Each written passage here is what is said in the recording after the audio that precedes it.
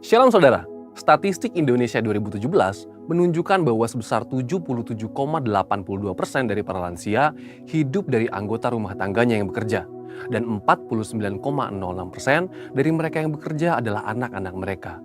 Sehingga banyak dari anak-anak muda generasi Yeremia sekarang yang mengalami tekanan keuangan yang sangat berat.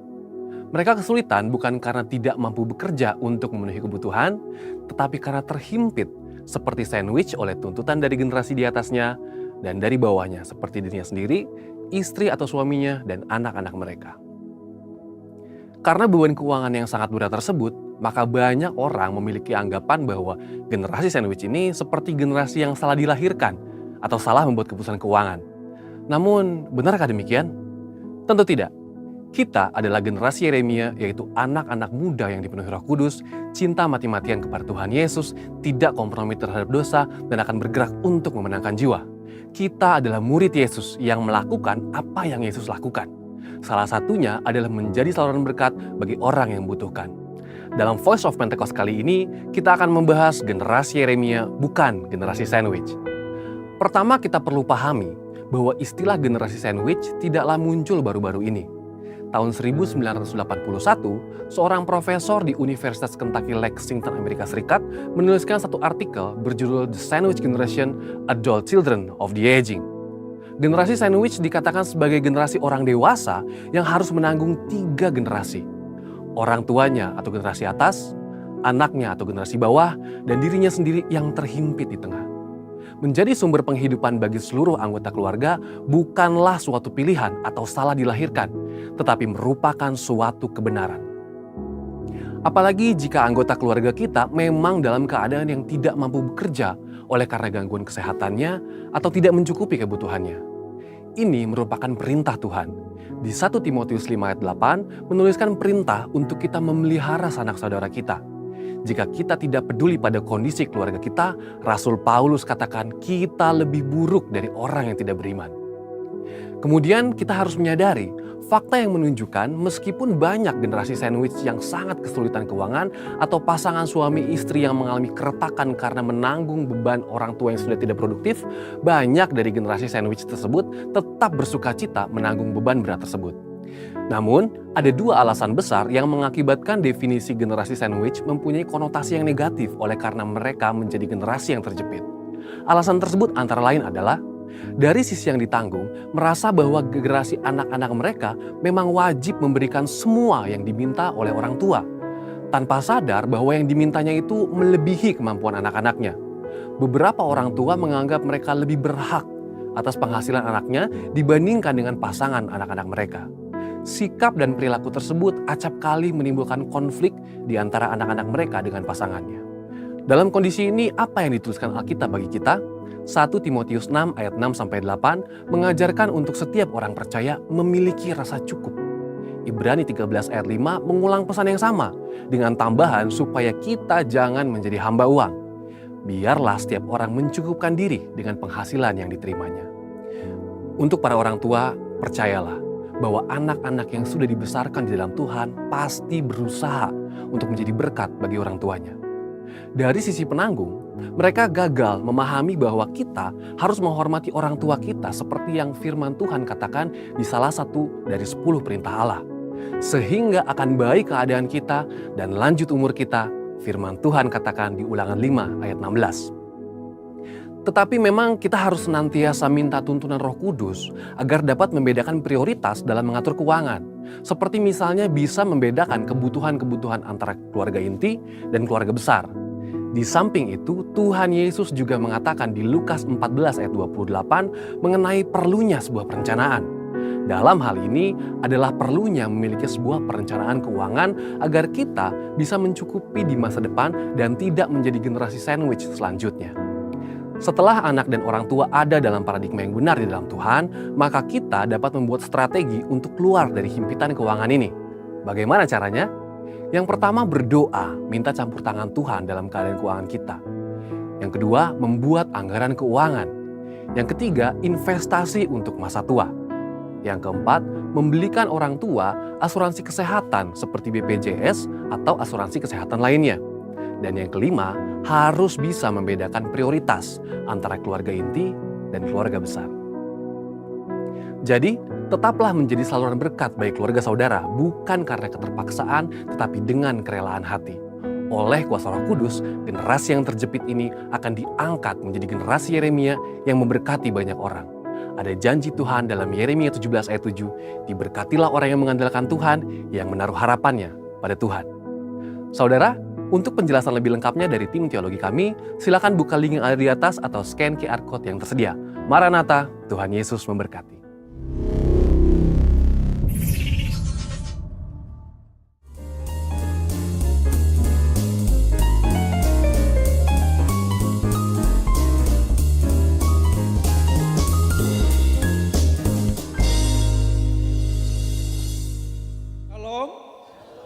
Puji terbatas kuasa-Mu, tak terduga cara-Mu, Kau yang kuandalkan di setiap langkah hidupku, tak terbatas. Terbatas kasih-Mu, tak terduga jalan-Mu, Kau yang ku percaya di segala musim hidup, tak terbatas, tak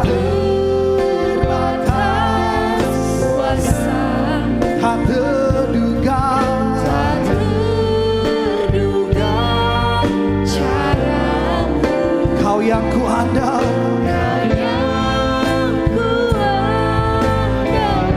di setiap langkah hidupku, tak terbatas kasih-Mu Tuhan, terbatas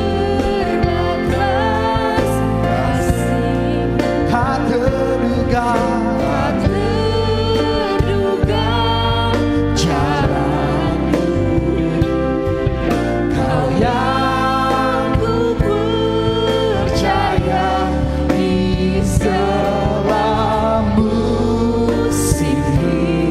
cara-Mu mengangkatku,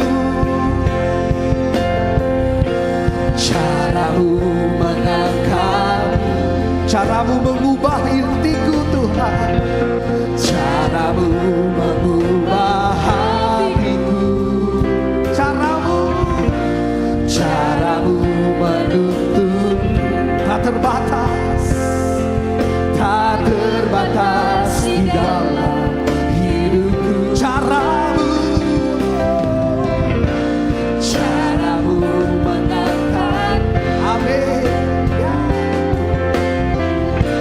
cara-Mu mengubah hatiku, cara-Mu menuntun, tak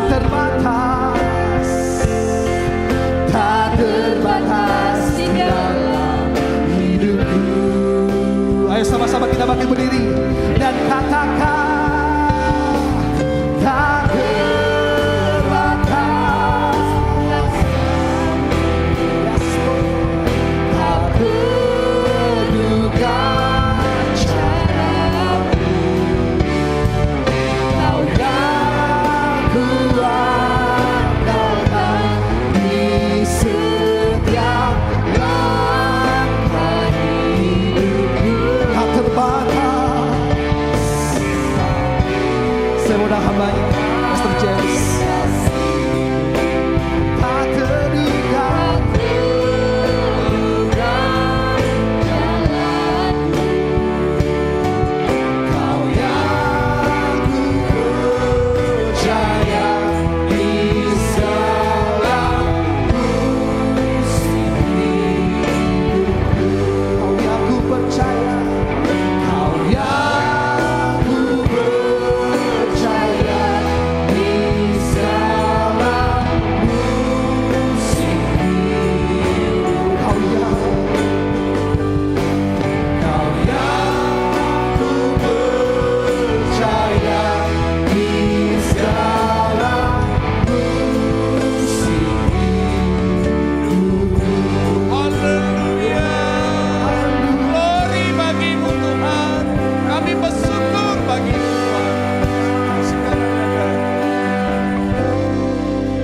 Bapa, kami sungguh bersyukur di pagi hari ini Tuhan. Kami boleh berkumpul, kami boleh menyembah, memuji bersorak-sorai bagimu Tuhan.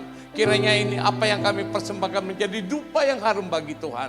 Saat ini Tuhan, kami rindu mau mendengarkan sabdamu. Urapi kami semua, layakkan kami untuk mau menyambut firman Tuhan. Terima kasih Tuhan. Kami siap menyambut firman Tuhan dalam nama Yesus. Kami mengucapkan syukur. Sama-sama kita katakan amin. Salam, silakan duduk Bapak Ibu. Senang sekali saya baru tiba dari Nias. Saya diundang oleh Ibu Gembala. Terima kasih Bu Gembala telah mengizinkan saya untuk bisa datang beribadah di tempat ini. Dan sekaligus saya mau menyampaikan firman dan kesaksian Bapak Ibu. Baik Bapak Ibu, pertama kali kita akan buka Alkitab kita. Kita akan baca Kisah Para Rasul 1 ayat 8. Firman ini menjadi favorit kita semua. Kita merindukan menerima kuasa dari Tuhan.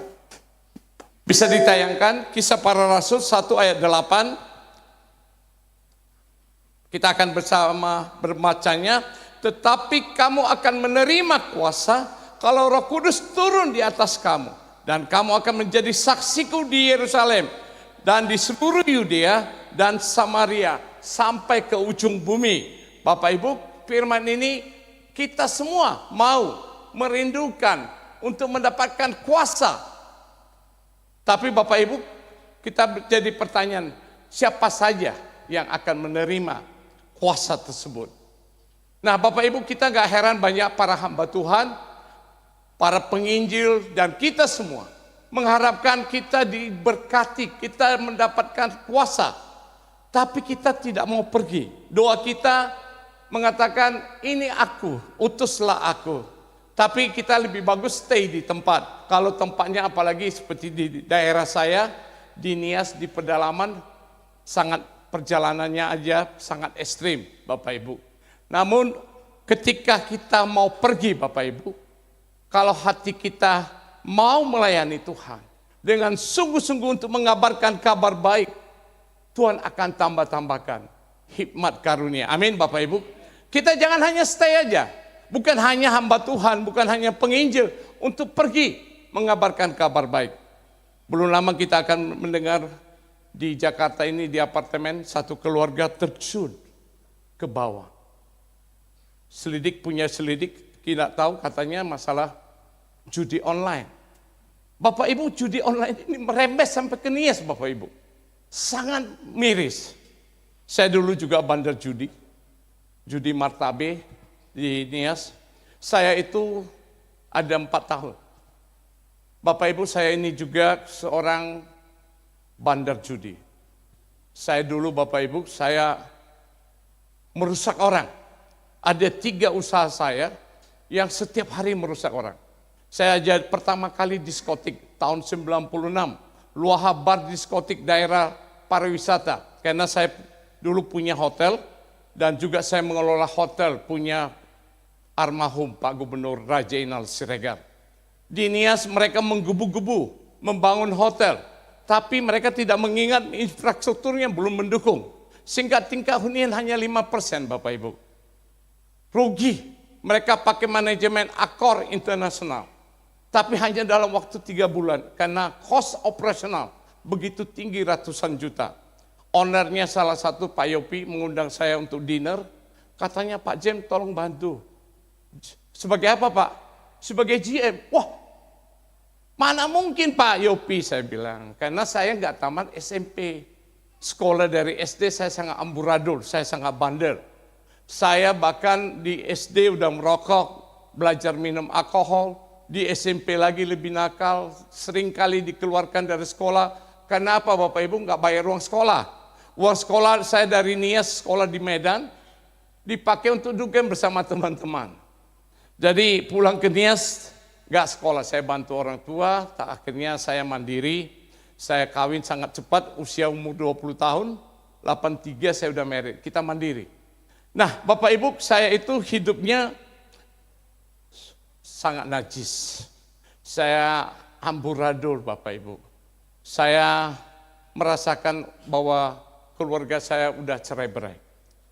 Saya Satu di Medan, satu di Nias.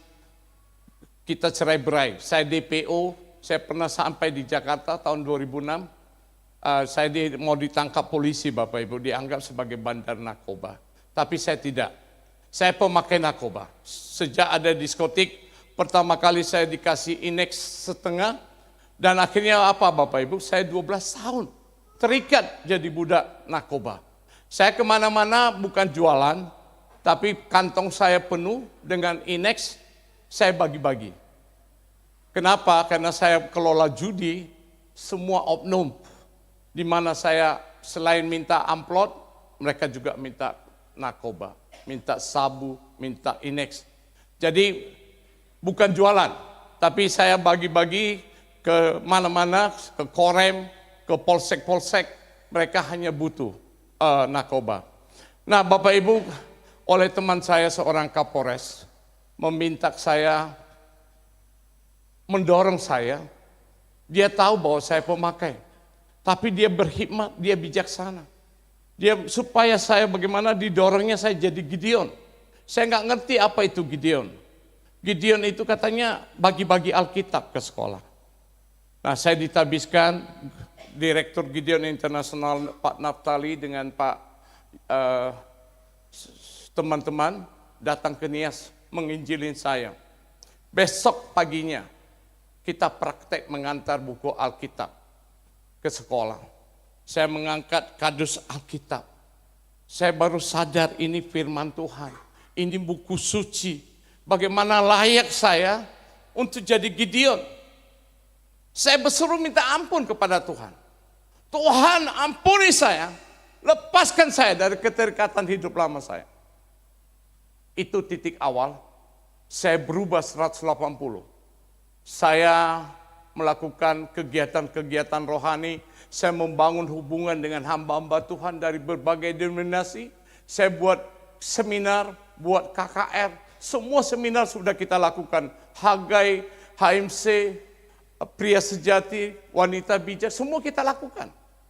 Dan saya jemput tamu, saya tadi cerita dengan Bu Gembala, saya entah Tuhan pakai saya menyelenggarakan KKR, buat persiapan semuanya saya. Sampai teman-teman panitia, kalau di kertas ada 100 panitia. Tapi ketika hari-harinya, pekerjaannya tidak ada yang nampol. Pada pembubaran panitia, mereka baru muncul. Pak Jem terlalu ego, monopoli. Saya bilang, mohon maaf, saya nggak sadar kalau saya itu memang orang kalau nggak datang, dia sudah tugasnya di lapangan, tapi nggak datang. Akhirnya saya ambil alih. Kenapa kalau saya nggak ambil alih, Bapak Ibu, nggak akan terjadi KKN-nya. Baik, kita kembali ke laptop dulu. Kita baca firman Tuhan. Kita akan baca lagi kitab dari Yohanes 14, ayat 16 sampai 17. Yohanes 14 ayat 16 dan 17. Kita akan baca bersama-sama. Aku akan minta kepada Bapa dan Ia akan memberikan kepadamu seorang penolong yang lain supaya Ia menyertaimu selama-lamanya, yaitu Roh kebenaran.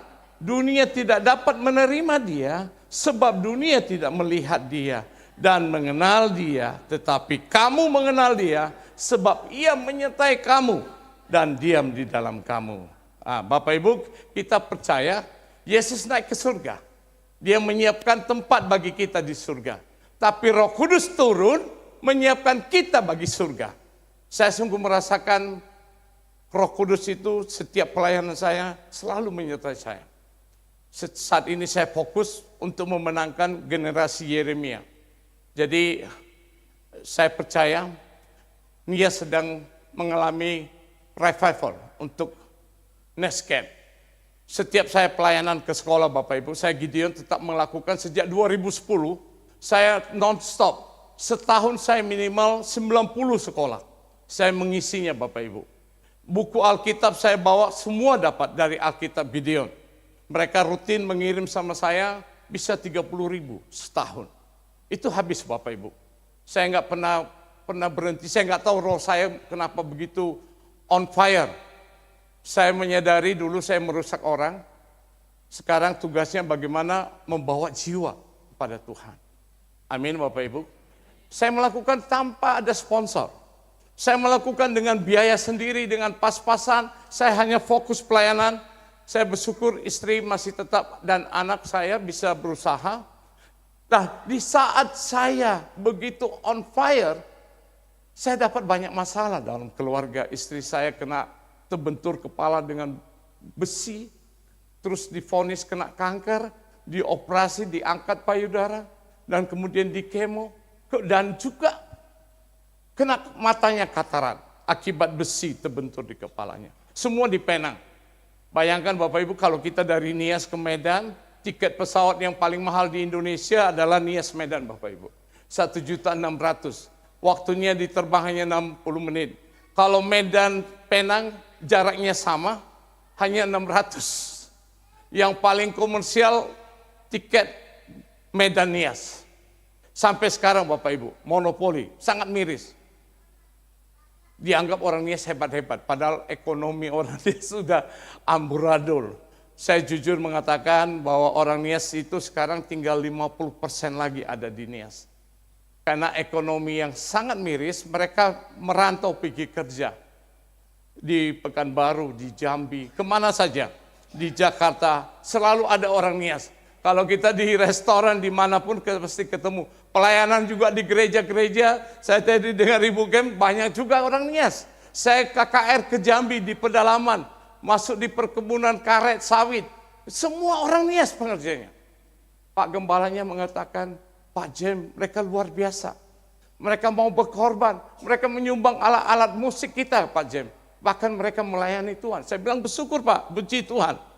Sangat miris keadaan di Nias. Ekonomi sangat merosot, di kota-kota terasa seperti hari Minggu sepi, harga hasil bumi turun, hanya tinggal 10.000, 8.000, satu orang mengeres karet hanya 4 kilo, nggak cukup untuk beli beras. Makanya mereka pergi keluar merantau, kerja di luar bisa 125.000, buruh kasar, mereka bisa pergi ke plaza, bisa makan mie sop 10.000, 15.000. Bisa melihat ada hiburan. Kalau di Nias nggak ada yang dilihat kecuali nonton TV, Bapak Ibu. Baik Bapak Ibu, kita selalu ingin berbuat, ingin kita hidup benar, kita hidup mau bertobat, kita ingin hidup supaya kita on the right way, tapi kita selalu jatuh Bapak Ibu. Kenapa? Roh Kudus tidak mendiami hidup kita. Dulu saya mau tobat ketika saya terikat dengan menggunakan narkoba, judi.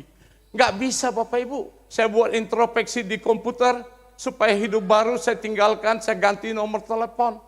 Nanti teman yang datang bawa sabu. Bro, ini barang hard. Blue Action. Ayo pakai lagi. Akhirnya jatuh lagi Bapak Ibu. Besok beli lagi, pakai lagi. Dan saya terikat 12 tahun. Nah ketika Tuhan tangkap saya jadi Gideon, saya berubah total. Saya punya kuasa. Kenapa Bapak Ibu?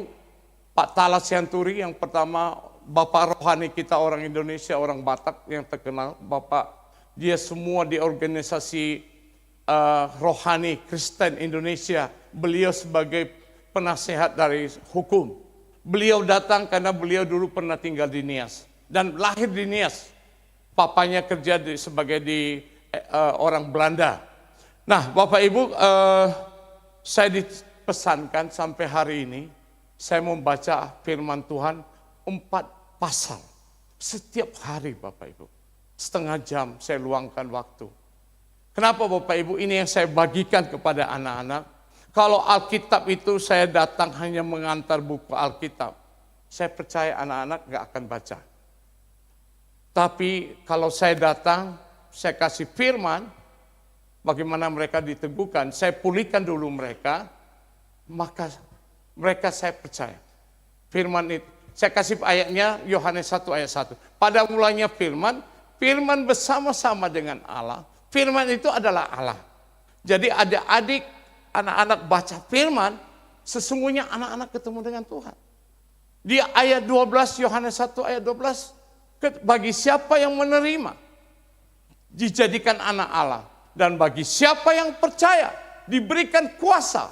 Bapak Ibu, ini ada 2 rema dalam firman Tuhan ini. Ini rema dalam hidup saya Bapak Ibu. Ketika saya menerima, saya mau baca firman Tuhan. Saya diberikan kuasa. Saya jadi anak Allah dan diberikan kuasa. Dan ini yang saya lakukan. Pelayanan kemana-mana, saya pelepasan orang yang terikat kuasa kegelapan. Saya tengking sekali, ada kuasa. Kalau dulu kemana-mana saya bawa minyak urapan. Kalau saya mengurapi, mentransfer kuasa supranatural, saya baru pakai minyak urapan. Tapi kalau pelepasan, bukankah firman itu ada dalam hidup kita Bapak Ibu? Kuasa itu sudah ada. Kita tinggal perkatakan aja. Jadi saya bersyukur, saya di Nias, saya udah mendelegasikan pengembalaan saya kepada wakil, tapi saya tetap gembala senior. Kenapa Bapak Ibu? Saya fokus setiap hari Senin sampai Sabtu, itu lebih banyak saya pelayanan keluar. Paginya ke sekolah, malamnya saya KKR, Kebaktian Pembangunan Rohani. Kenapa saya rindu untuk KKR? Karena saya boleh membangun hubungan, saya boleh masuk kepada di gereja-gereja tradisi. Karena selama ini ada tembok antara karismatik dengan gereja Lutheran, gereja tradisi. Tapi saya bersyukur sejak lahir baru, saya membangun hubungan ini. Dan kalau saya mau minta KKR di tempat mereka, mereka izinkan Bapak Ibu. Mereka kasih kesempatan. Mereka akan lihat, ada dari salah satu toko setiap saya KKR, diminta Pak Gembalanya, Pak silakan kasih kesan-kesan, katanya, saya udah umur 65 tahun, dia gereja tradisi ONKP. Katanya saya baru menyaksikan malam ini kuasa Roh Kudus. Malam ini kami sebagai Kristen melihat bagaimana benar-benar kuasa itu ada. Saya bukan masalah gereja itu tidak ada apinya atau apa, tapi mereka ibadah seperti rutinitas. Datang beribadah, pulangnya selesai, nggak dapat apa-apa. Jemaat saya aja pun begitu Bapak Ibu. Nanti saya tanya sore hari, apa firman yang saya sampaikan tadi? Lupa, enggak ingat. Selalu di gereja, di grup WA gereja saya, siapapun yang khotbah, saya udah simpan, saya share lagi di grup. Kenapa Bapak Ibu? Saya pesankan kepada jemaat, supaya malam nanti, sore hari, ulangi baca. Supaya rema yang disampaikan hamba Tuhan, dia udah mempersiapkan, itu bisa nyampe kepada kita. Banyakan kita hanya dengar, udah pulang keluar, apalagi udah pergi makan, kuliner, ngobrol, sehingga nggak ada lagi firman itu. Bapak Ibu, kita rindu, kita semua mau dipakai Tuhan. Tapi apakah kita sudah siap? Saya nggak ngerti, nggak sadar juga, entah dari mana aja. Semangat kekuatan saya, capek Bapak Ibu. Kalau saya pelayanan keluar kota 2 minggu. 2 minggu itu pagi ke sekolah-sekolah, satu hari 4 sekolah. 4 sekolah malam saya KKR. Pulang-pulang KKR, kembali ke hotel udah jam 1 malam. Jam 6 pagi udah bangun sarapan, siap-siap ke sekolah. Sekolah itu muridnya mereka juga banyak-banyak. Terakhir saya sekolah ada 1.700. Bisa diputar kesaksiannya ini? Kesaksiannya bisa diputar ya. Kita akan lihat juga bagaimana mereka dimenangkan. Dalam nama Yesus, siapa yang sudah langsung angkat tangan. Wanita juga pernah merokok, langsung jujur angkat tangan. Supaya kamu dikuduskan. Kedekatan kamu. Adakah di antara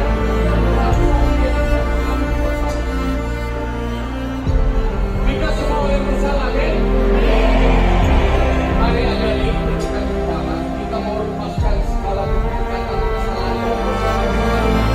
Untuk kita berdoa. Tuhan Yesus, pagi hari ini kami mengaku bahwa kami telah bersalah. Kami telah bersalah. Tuhan,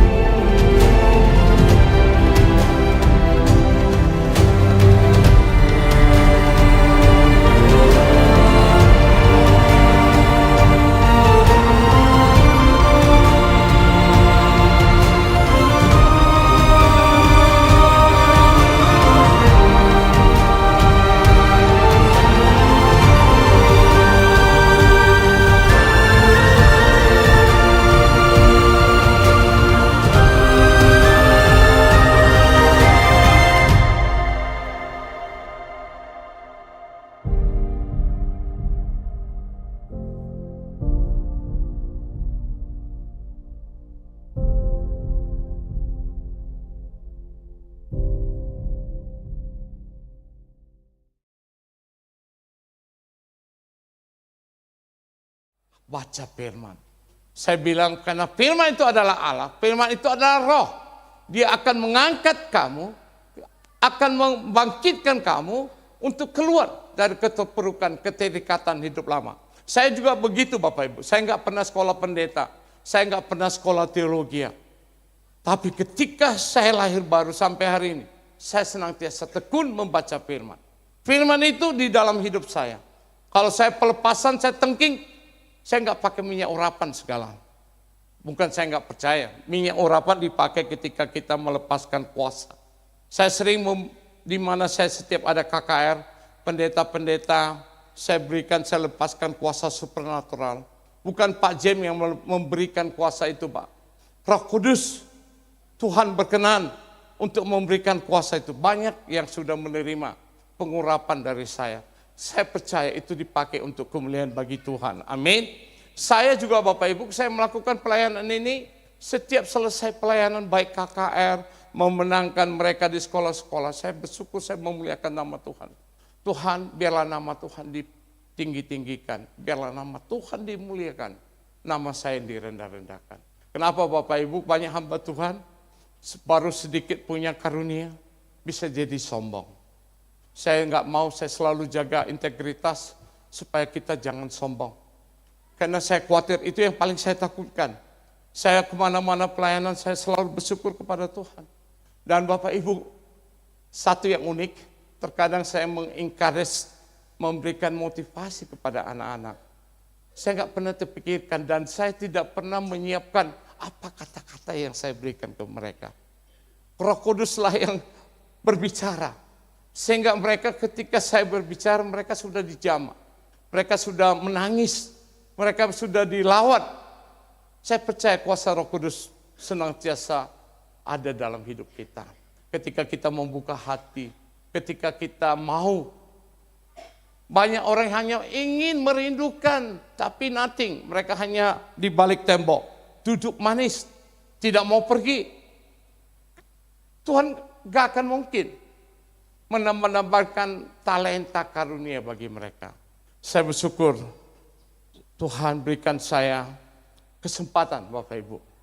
Saya nggak pernah bayangkan dulu, saya udah bayangkan rumah tangga saya hancur, ekonomi saya hancur, tapi Tuhan kita luar biasa. Amin. Tahun 2000 saya habis semuanya, uang hantu dimakan setan, saya deposito miliaran. Di tahun 2000 itu setahun habis Bapak. Di mana habis? Di kasino. Uang hantu dimakan setan. Saya tiap malam ada rumah di Medan, saya udah pindah ke Medan, saya bawa anak-anak. Tapi saya hidupnya di hotel. Hotel Emerald Garden. Dengan alasan kepada keluarga, saya tugas luar di kampung. Saya padahal ke diskotik, sorenya ke kasino. Itu setahun habis. Tapi saya kembali ke Nias, nol. Tuhan pulihkan ekonomi. Istri saya sangat pandai untuk cari uang, kita jadi kontraktor, masa BRR, gempa di Nias, kita kesempatan dipulihkan, tapi saya nggak tobat Bapak Ibu. Saya baru bertobat ketika saya jadi Gideon. Di situ titik balik saya jadi pemerhati orang sakit, saya membawa orang-orang dari Nias ke Medan, nanti di Medan nggak bisa, bahkan dirujuk sampai ke Bangalore, di India. Saya langsung membawa anak-anak yang sakit jantung. Sekarang tinggal sama saya, udah tamat SMP, sekarang ikut di keluarga saya, dia sekolah SMA. Cita-citamu apa? Dia katanya mau jadi pilot. Wah, senang dengarnya. Saya bilang silakan kau bermimpi besar, itu akan terwujud dalam hidupmu. Anaknya bagus, tampan, dan saya bangga ketika di rumah sakit di Bangalore, orang semua dokter, perawat, makan, security. Setiap hari datang, setiap saat datang ke kamar saya. Kenapa anak ini dianggap anak dewa Bapak Ibu? Saya hanya pesankan dengan dia, kamu nanti kalau udah diambil darah, kalau diperiksa, katakan aja thank you. Dia juga mengatakan thank you. Sehingga para perawat, anak orang lain harus dibungkus dengan selimut, dibungkus karena ketakutan waktu darah dia enggak, dia lihat. Bahkan selesai dia lihat suster, thank you. Wah, dianggap dia anak dewa. Setiap saat dokter anak, dokter gizi datang ke kamar mengurapinya dia. Orang India suka mengurapi anak-anak. Sehingga apa yang terjadi? Saya enjoy Bapak Ibu. Saya bisa keluar, pergi ke plaza, saya bisa masak sendiri, saya beli ayam, saya beli beras. Karena makanan di rumah sakit, dimanapun restoran, di Kentucky pun Bapak Ibu, semua ada kari. Mereka menyesuaikan tes di India. Saya senang lihat ada Kentucky, saya beli ayam, saya bawa pulang. Wah, terasa ada karinya. Akhirnya saya beli kompor kecil, saya masak. Kamarnya cukup besar, kamar di rumah sakit, saya beli kompor, saya beli rice cooker. Beras India sangat bagus, panjang-panjang, sangat bagus. Jadi Bapak Ibu, saya sangat diberkati, Tuhan berikan kesempatan sampai hari ini. Saya berdoa buat Tuhan, kasih saya 4 periode lagi, 5 periode lagi Tuhan. Saya umur 62 sekarang Bapak Ibu. Saya mau hidup lebih lama lagi untuk pergi memenangkan jiwa. Namun sekarang saya sudah mendelegasikan, saya sering ajak generasi muda, saya dengar di gereja kita ini banyak pemuda-pemuda. Mari waktunya kita pergi untuk menjangkau jiwa-jiwa. Amin. Saya delegasikan gembala saya supaya juga ke depan, supaya bisa, kalau saya udah nggak ada lagi atau saya nggak mampu, sudah ada yang melanjutkan Bapak Ibu. Saya rindu juga pelayanan ini, karena nggak ada yang mau melakukan pelayanan seperti saya. Nggak ada PK, nggak ada cuan. Biar Pak Jem aja, utus Pak Jem aja. Jadi kalau mereka mau, Pak Jem aja pergi. Saya ketawa, tapi nggak apa-apa, saya tetap siapapun, sering saya one man show. Saya KKR, saya ke sekolah, nggak habis pikir saya sendiri. Kata mereka, Pak Jem, jangan Pak Jem, siapa yang bantu? Saya bilang nggak apa-apa, nanti saya bisa minta bantu murid-murid yang angkat Alkitabnya. Mereka bilang, orang dari The Gideon Indonesia, Pak Jem itu seperti Rasul Paulus di Nias. Harus ada mengkaderkan. Saya bilang saya rindu Bapak Ibu. Tapi terkadang terkendala masalah dana. Saya sering ajak PK-nya dari saya Bapak Ibu. Bapak Ibu, saya mau kasih kesaksian, tadi saya udah kasih tahu Ibu Gembala. Pelayanan kita itu ketika kita setia mau melakukan, mengabarkan kabar baik, kabar gembira, melakukan amanah agung, saya melihat penyertaan Tuhan sempurna. Amin Bapak Ibu. Sekali saya KKR ke Nias Barat, saya udah siapkan bawa dompet, isinya 2,5 juta. Saya udah siapkan jas, kalau di Nias Bu Gembala, kalau di gereja-gereja Lutheran itu harus pakai jas. Harus formal. Saya udah siapkan, saya lupa. Nah, ketika saya mau check-in di hotel di Sirombu, dompetnya tinggal. Tapi sebelumnya tadi, Tuhan ada pakai seorang guru mengundang saya makan. Bahkan saya dikasih amplop. Udah dia potong anak babi buat saya, makanan yang raja, buat raja, di servis, bahkan kasih amplop. Saya bingung. Tadi saya bilang buat apa? Enggak, kita di Nias adanya gitu. Bahkan makanan kita yang enggak habis dibungkus, dibawa pergi. Katanya itu harus bawa. Ya kita bawa aja. Ternyata di hotel juga nggak bisa dipanasin karena juru masaknya Islam. Di Nias Barat sangat mayoritas Islam. Jadi sehingga Bapak Ibu, besoknya kita malamnya KKR, banyak jemaat kasih PK, besok saya pelayanan, 3 hari saya 12 sekolah, 2 malam KKR. Dan ketika kita kembali, saya keluarkan semua dari dompetnya, persis 2,5 juta. Persis 2 juta. Saya bilang, waduh, memang firman itu yes dan amin. Tuhan akan menyertai kita. Tuhan udah menyiapkan segala sesuatunya. Pergilah kamu, jangan bawa apa-apa. Terakhir bulan lalu saya ke pedalaman KKR. Mobil saya ampernya sudah 14 tahun ya. Setia mobil saya udah luar biasa. Dia ampernya setengah tapi kosong solarnya, masuk angin. Di mana saya berhenti, ada rumah, dia itu supir angkutan di situ Bapak Ibu. Dia bilang, Pak, monggo ke rumah. Apa yang dibutuhkan? Saya bilang solar. Mau berapa Pak? Saya ambil jerigen, dia pergi beli. Saya kasih uang 200, beli 20 liter. Ternyata kurang. Kenapa mobil saya betul-betul udah masuk angin, minta tambah 20 lagi. Bahkan dia tanpa saya minta, dia membawa mekanik. Mekanik itu membuka filter, katanya ini harus dicuci Pak. Saya bilang silakan. Kalau ada yang baru, beli yang baru saya bilang.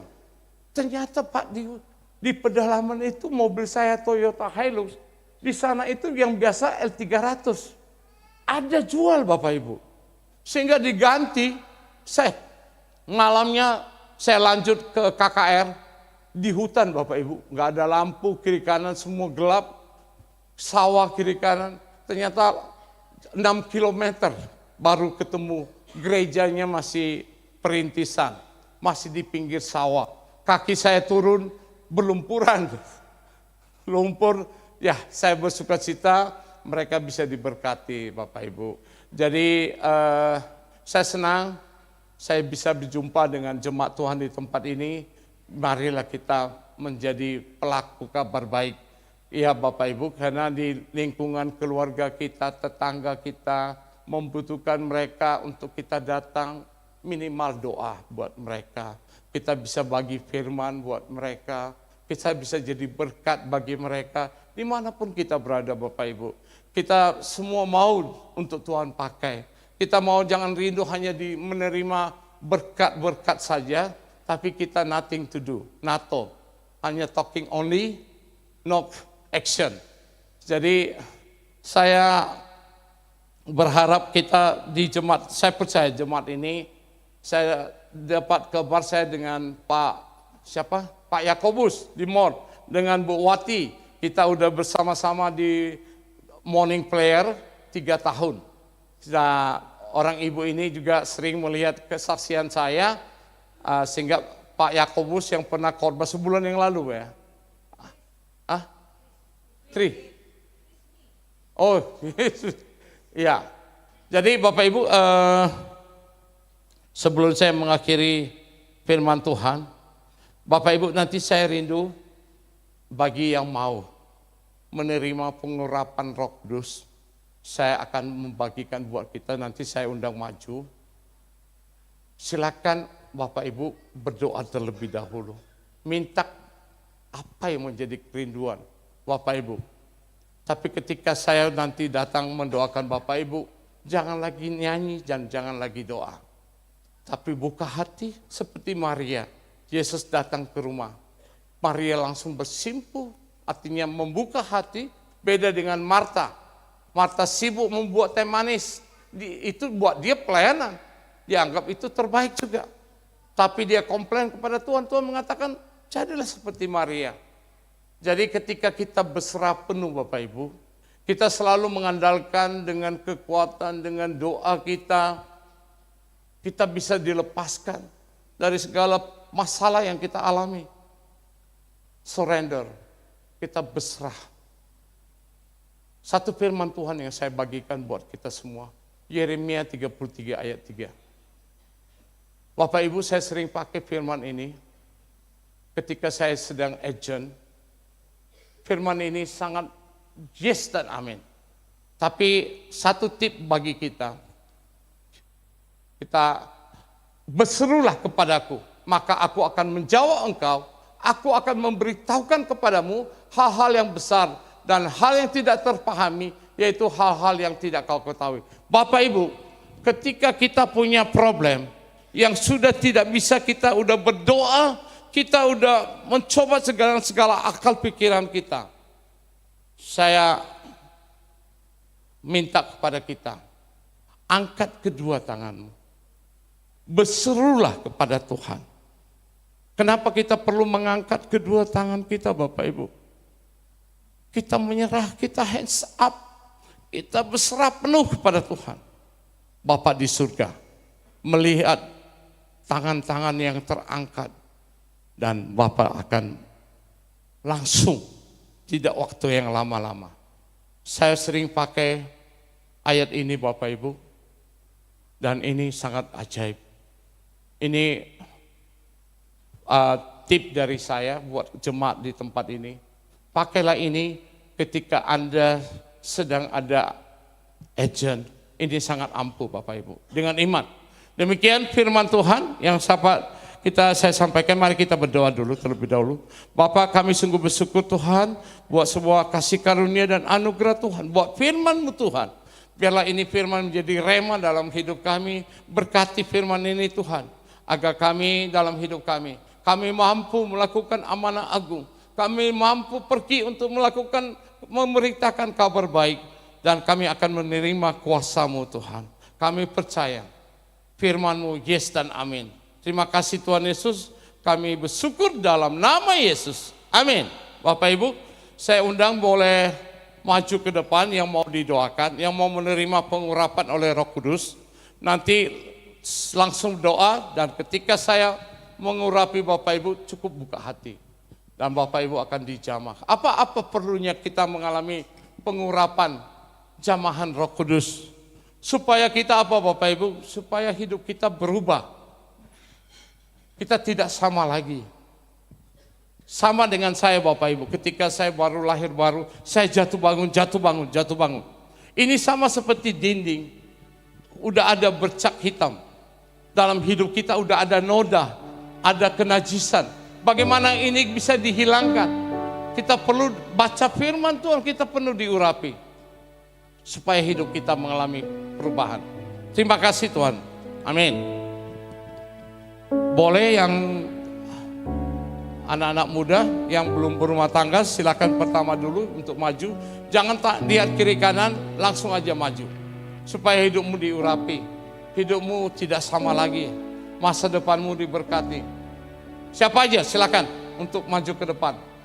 Mengingat sebentar lagi kita ada perjamuan, kita persingkat waktu.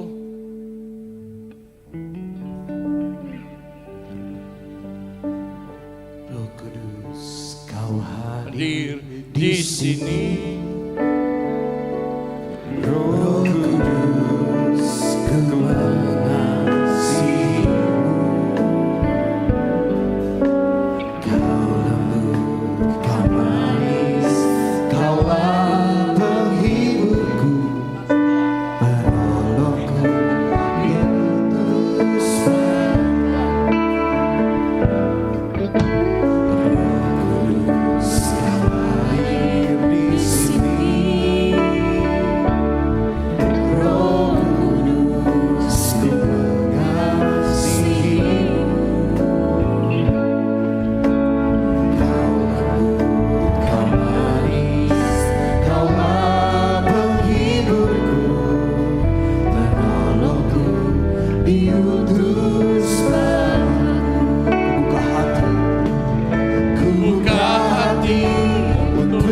Langsung berdoa. Sebentar saya akan turun mengurapi. Kalian lagi jangan doa, jangan nyanyi. Cukup percaya, kamu akan menerima pengurapan. penuhi kami dengan kuasa Allah Maha Tinggi. Oh ya Rabada Shandara Bayara Rabada Shandara Bayara Oh ya Rabada Kana Rabaya Shandara Bayara Rabada Shandara Kana Rabaya Rabada Shandara Bayara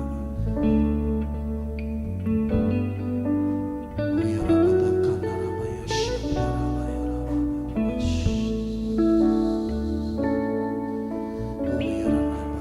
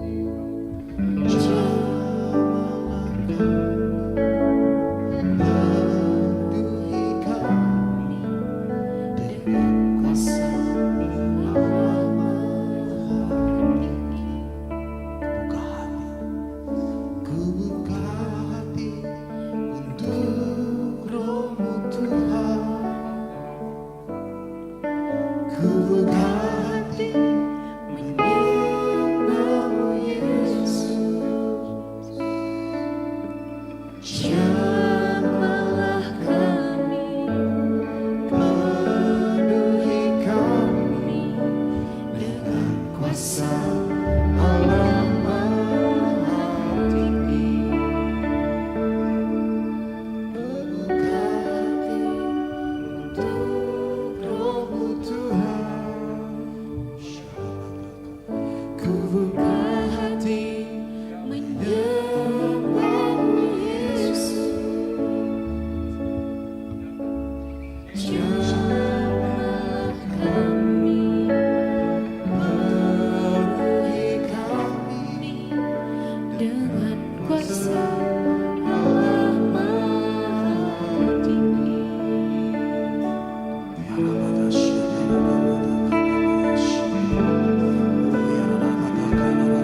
Yang sudah didoakan bisa kembali ke tempat. Terus buka hati kita bersama-sama.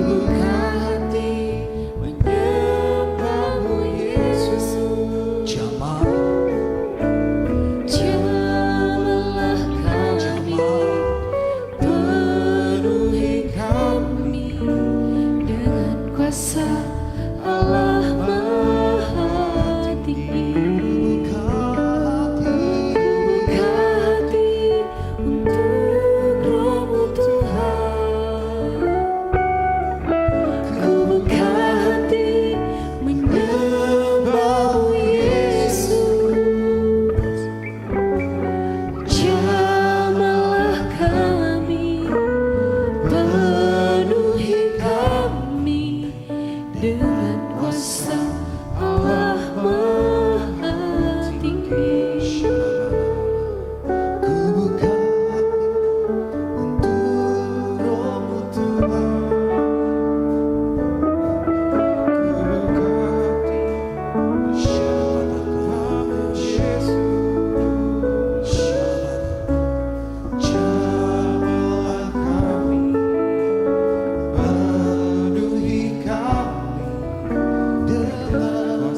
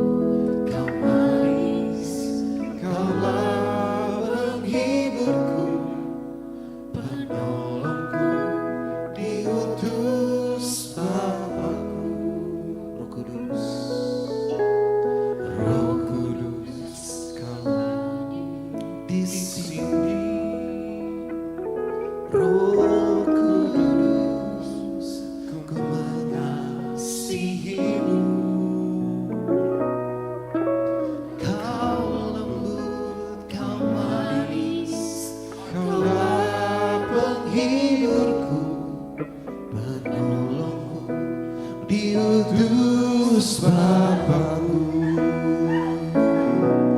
Ku buka hati untuk Roh-Mu Tuhan. Ku buka hati menyembah-Mu Yesus.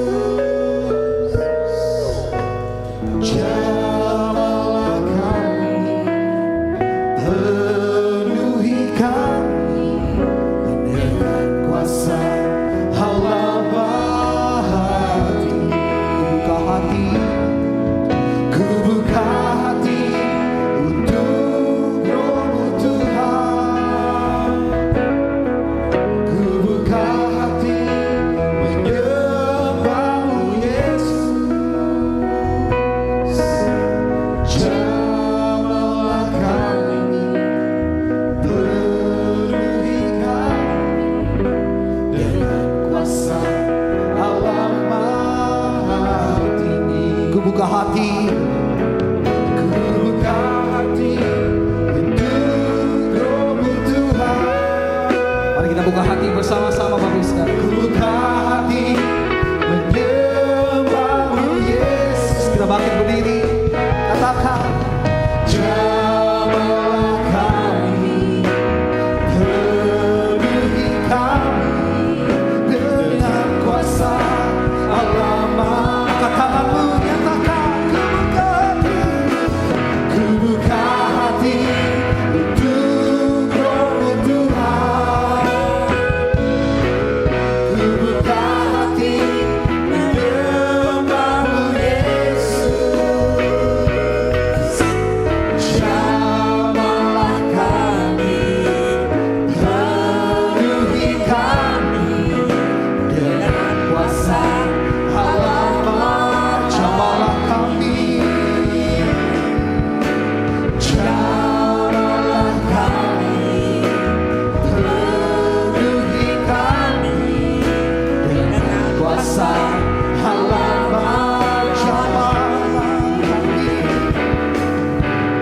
Jamalah kami, penuhi kami dengan kuasa Allah Maha Tinggi.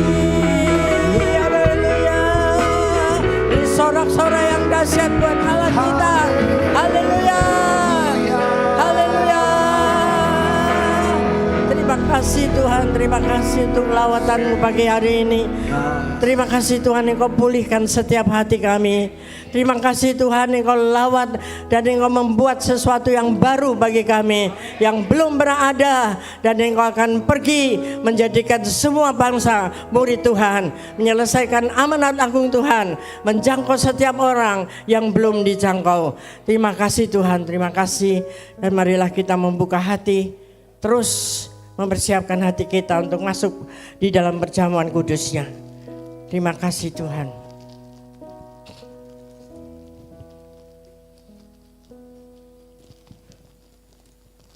Ada yang belum terima roti dan anggur?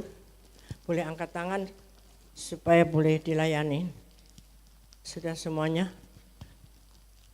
Puji Tuhan, siapkan hati kita untuk menerima sakramen perjamuan kudus dengan baik dan benar. Jangan ada hati yang salah supaya engkau tidak akan bermasalah dengan Tuhan.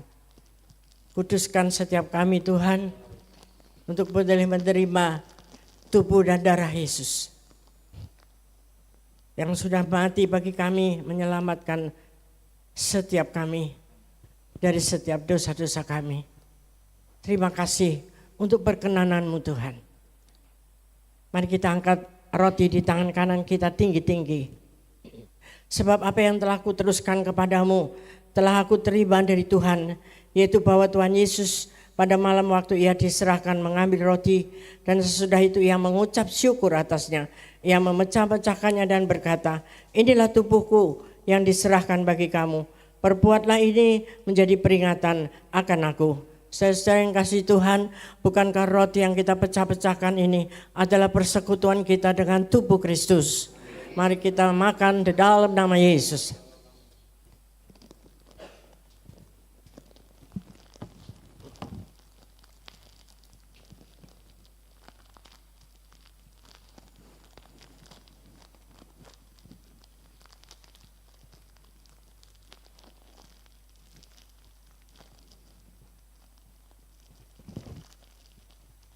Angkat cawan ini di tangan kanan tinggi-tinggi.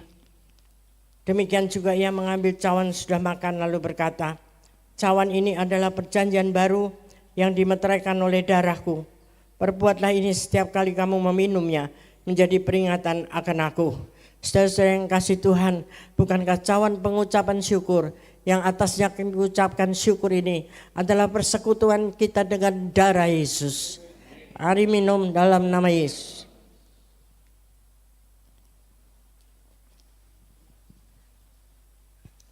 Ucapkan syukur kepada Tuhan dengan kata-katamu, dengan hati yang tulus, bersyukur kepada Tuhan atas kebaikannya. Terima kasih. Terima kasih.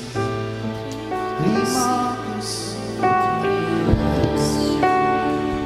Terima kasih Tuhan. Syukur banyak buat pengorbanan dan anakku. Terima kasih Bapa.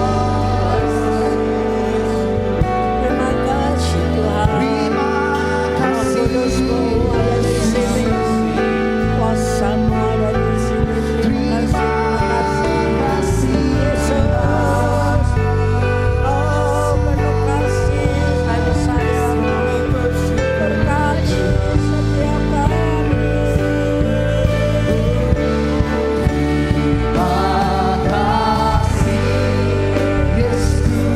Terima kasih Yesus.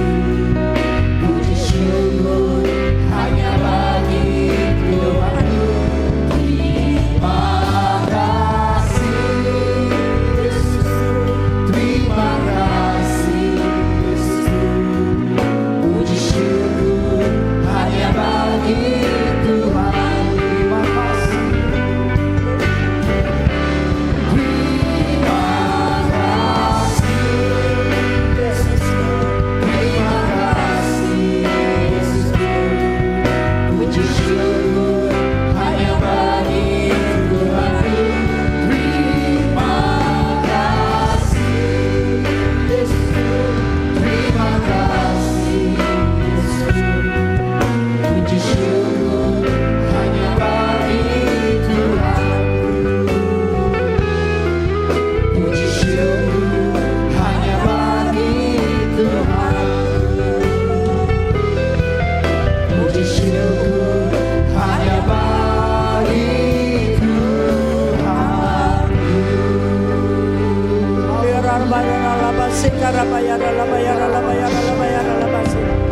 Segala puji syukur hanya bagimu Tuhan, karena kebaikanmu atas kami semua.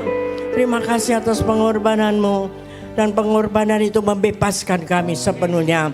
Bila engkau beriman bahwa engkau sudah dibebaskan oleh Tuhan, jangan kembali lagi kepada dosa-dosa yang lama.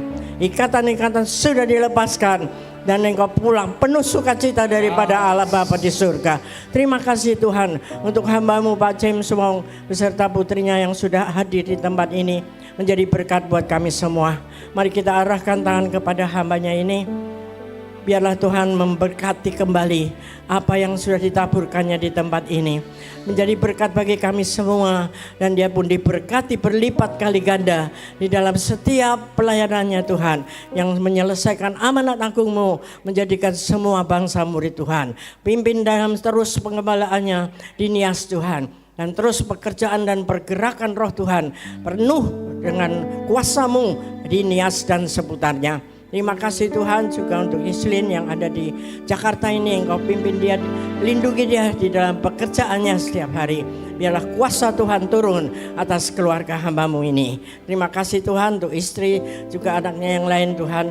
Kami berdoa Engkau juga ada kuasa-Mu atas keluarga ini. Terima kasih Bapak, terima kasih. Dan kami mau siapkan hati kami untuk bawa pulang berkat-Mu, yaitu berkat damai dan sejahtera Tuhan yang berlimpah-limpah, kasih dan anugerahnya yang dahsyat dalam setiap kehidupan kami. Dan teruslah berjanji makin hari makin intim dengan Tuhan di dalam Roh Kudus-Nya, khususnya di Pentakosta yang ketiga ini, hari ini sampai Tuhan datang kembali. Tetap setia, haleluya, amin. Tuhan Yesus memberkati. Terima kasih Pak Wong dan Ibu. Puji nama Tuhan, Bapak Ibu Saudara bisa bersatu dulu sejenak mengucap syukur atas ibadah pagi siang hari ini. Ibadah live streaming sudah selesai.